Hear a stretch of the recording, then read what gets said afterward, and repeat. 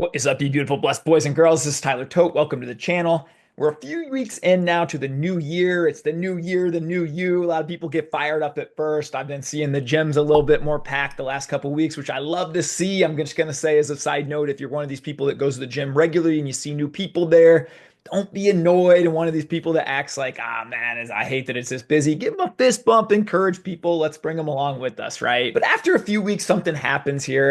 The gym starts to slow down a little bit. A lot of the people that had this sort of motivation that I'm going to change my life and do this or that, well, that tends to last a few weeks. And so if you're in this state right now, you said, yeah, I had this vision in my head of where I wanted to go in 2025. Maybe some of it now is starting to wear off. The snooze button's starting to hit again. I'm starting to eat a little more of the food I don't want to. Let me change your mindset around and say, hey, we can pause here today. We don't need to rely on motivation anymore. So dive in with me. I'll give you a few cheat codes, three in particular, as we move forward to 2025. I've never been a big New Year's guy, to be honest. Now, I really love that it allows us to reflect back, and I do take a few days at the end of every year to sort of look back on the year. What do I want to change? What do I want to improve? Where am I going? I think that's healthy. But I'll be the first to admit, up until 4 or 5 years ago, I think I had like 14 years in a row. I set a New Year's resolution to read the entire Bible, Genesis to Revelation. Never made it past Leviticus. And I'll get into why some of that is. But I see a lot of people setting, man, I'm going to lose 50 pounds. I'm going to create streams of income. I'm going to do all these things, right? And you get a dopamine hit when you think about these things. Then when it's time to do the work day in, day out, day in, day out, again, we usually lose that motivation around 3, 4 weeks. Even for a highly motivated person like myself, I feel like I got to be in the upper 90% in that chart. But I don't feel motivated a lot. I always joke that I'm in shape at 41 because I go to the gym about 150 days a year where I don't feel like going. I'm not motivated. And so, how do we overcome this? It starts here. We got to change our mindset and a few key habits. I'm going to give you a few key steps, just three of them here today. So, stick with me and I'll let you know exactly how I make sure that, hey, that vision I have in my mind at the start of 2025, where are we going to be at the end? Where are we going to be a year from now? And so, the first one, and this is really, really easy, it's actually a biblical principle. Write it down. Get it on paper. There's a Bible verse in the book of Habakkuk that says, and they wrote it on stone tablets, and it was so. And I love this saying if we can become the prophet of our own life. And look, if you just have this in your head, research shows we got 40, 50,000 thoughts that come in and out every single day. Compound that over a month or 2 months or 3 months. That's a lot of stuff swirling around in there. It's just a daydream. It's just an idea. Until you get these goals on paper, that's all they are. They're daydreams. And so I would urge you today, and I have a lot of my clients do this, a lot of success with this.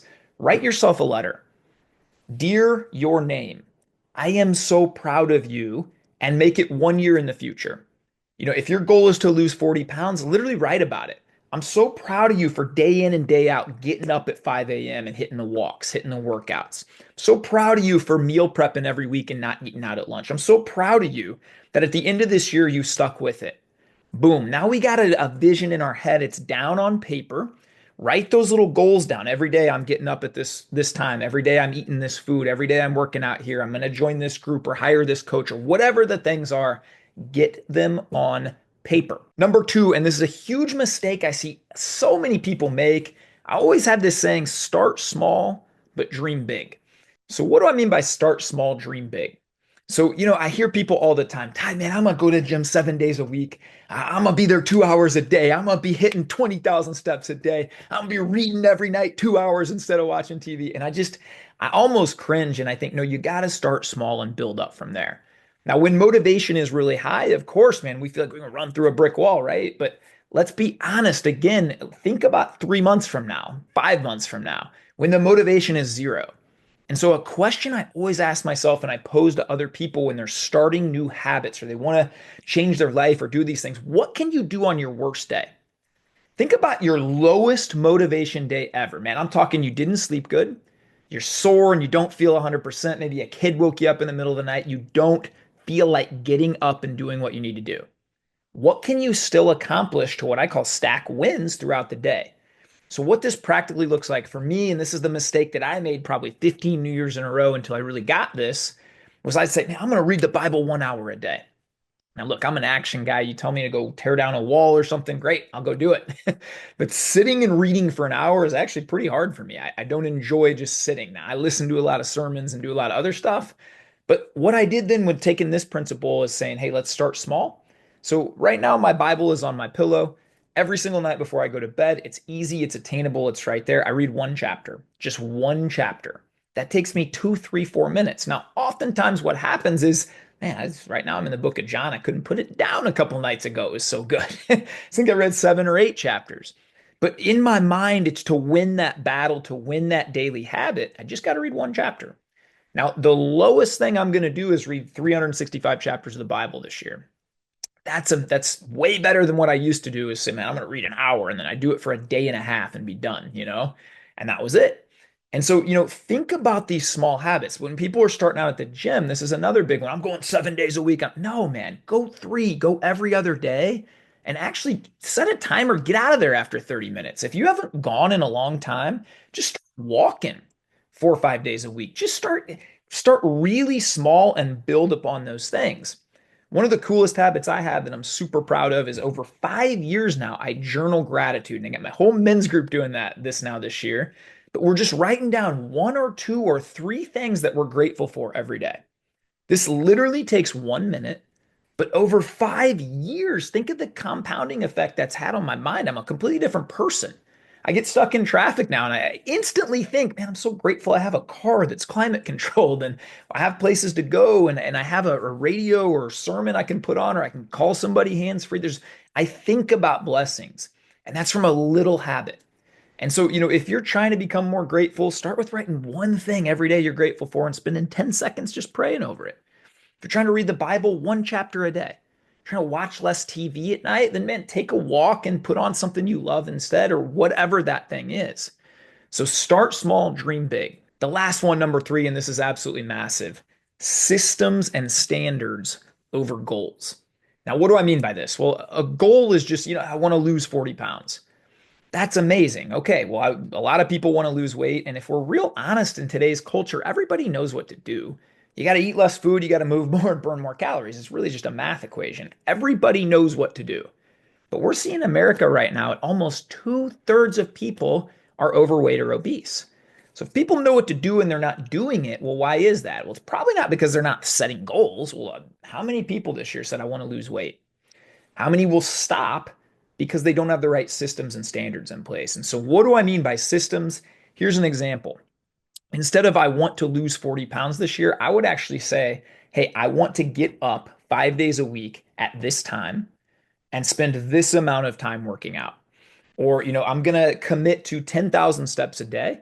And the system I'm going to change is instead of eating out for lunch every day at the office, I'm going to meal prep every Sunday and I'm going to eat a perfect lunch every single day, vow to not snack at the office or whatever these systems are, right? And I talk about this a lot with my clients. Just build small systems and daily wins through your life, and you legitimately cannot lose. So a few of those I have for myself is look, I take the gratitude every morning as a small system and a win. Start every day with prayer, talked about reading the Bible. I take a daily walk every single day that's scheduled in. I've got so many of these little systems throughout the day that are just non-negotiable in my life. And when I talk about your standard, that's what your standard means. And again, if we think back to, what can I do on my worst day? Guys, I've literally, this might be too much information, but I remember it was like 5, 6 months ago, I actually had a stomach virus and I was getting sick. And in between getting sick, I'm laying there on the bathroom floor and I literally wrote my gratitude. You know what? At least I got breath. At least I'm not dead. I remember writing a couple things I was grateful for. I got a wife that'll take care of me and help me get feeling better. So on my absolute worst day, I could still do these things. And so when we talk about systems and standards, I hope this unlocks something, but you have to think of the kind of person you want to be and start to identify as this kind of person. So look, I identify as an athlete. I'm 41 years old, and if I'm real honest, my body I've been sprinting a lot lately and doing these other things. It doesn't perform like it might have at 35, right? But in my head, I'm an athlete. My father is in his upper 60s. He still is an athlete. He still runs 5, 6 days a week. He lifts weights. He eats well. He does all these things because he's an athlete. That's his standard. And I talk about this with finances and things like that too. Like, look, my wife and I, our standard for finances is we pay God every month, and then we pay ourselves, and then we pay the bills. And some people's standard when it comes to finances is, well, we'll be able to pay the bills. Other people's standard is like, man, I'm going to pay the bills and maybe put a little away for retirement. My wife and I set a standard early in marriage that, you know what, our standard is we always pay God every month, then we always pay ourselves to fuel our dreams so that we're not beholden to some company, or I don't have to wear a shirt and tie every day for the rest of my life. And we call them freedom dollars. And then we'll figure out the bills and we'll do that. That was our standard. Some people's standards like I'm going to retire my mom or I'm going to whatever that is. But you get your standard. And so if your standard is, man, I am an athlete, I'm going to lose weight this year, and all your programming starts to go around that. Well, what would an athlete do? Well, he would get up and walk every day. He would not sit at his desk and eat lunch, and he would not order that kind of food, and they would not do this or that, right? So you start to identify as that kind of person. Maybe, we're a few weeks into the new year. Maybe you're like, I've kind of been hit or miss here or there. Just pause right after the video here in 1 minute, put the video down, get out a notebook and a sheet of paper and start to write down, this is who I'm going to be a year from now. This is who I'm going to be. And here's my goals and here's my systems to get me in there. This is what it looks like. This is who I'm going to identify as. Start small with a long-term vision. What can you do over decades? People ask me all the time, how did you build several 100,000 followers on social media? I had zero 5 years ago. I never even tweeted or put anything out there. I created systems. Every morning I would tweet. Then I'd take a walk and I'd catch up on my tweets and I'd write more tweets. And then, at lunch break, I'd do the same thing. And before I went to bed, I'd always take a walk and do the same thing. I just had these little built-in systems. And guess what? 5 years later, I didn't miss a day. We have hundreds of thousands of followers and a lot of revenue streams because of that and things like that. So long-term vision, start small, dream big, get the things on paper. Goals are great, but put systems into place. Systems, and what is your standard? What can you do on your worst day to keep going there, guys?